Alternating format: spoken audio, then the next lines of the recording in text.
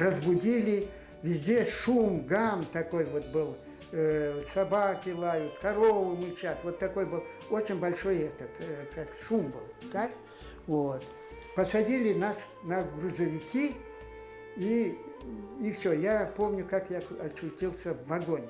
Через день, да, люди успокоились, каждый начал кушать свое, открывать по углам же. Мать схватилась, еды, очевидно, не было. Вот в этот момент она сошла с ума.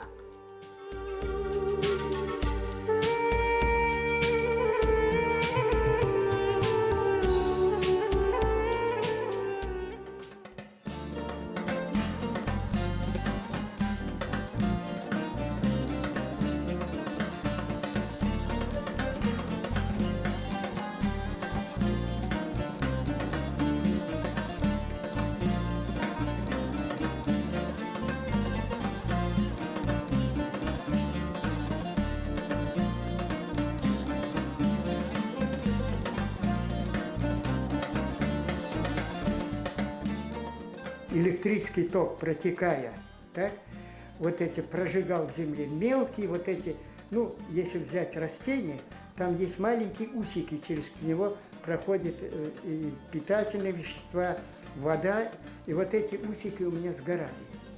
Вы поняли, да?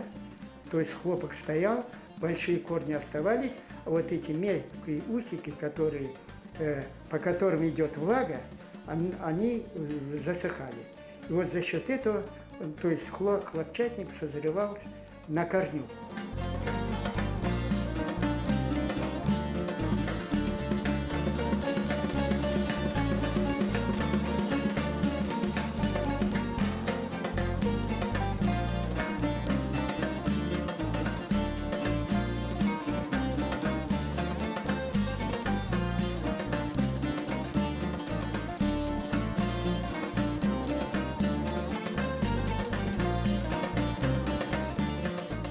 Я использую поликарбонат, да?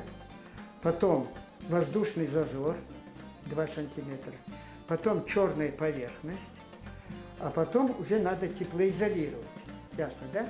Ну, корпус. А вот он обдувает вот эту черную поверхность, он же нагревается, он его обдувает с обоих сторон, так? И эффективность, то есть лучше отбирается тепло от этого черного ящика. Он называется коллектором. Сначала была именно низкотемпературная сушка семян, а потом постепенно вот перешел я уже на яблоки, груши.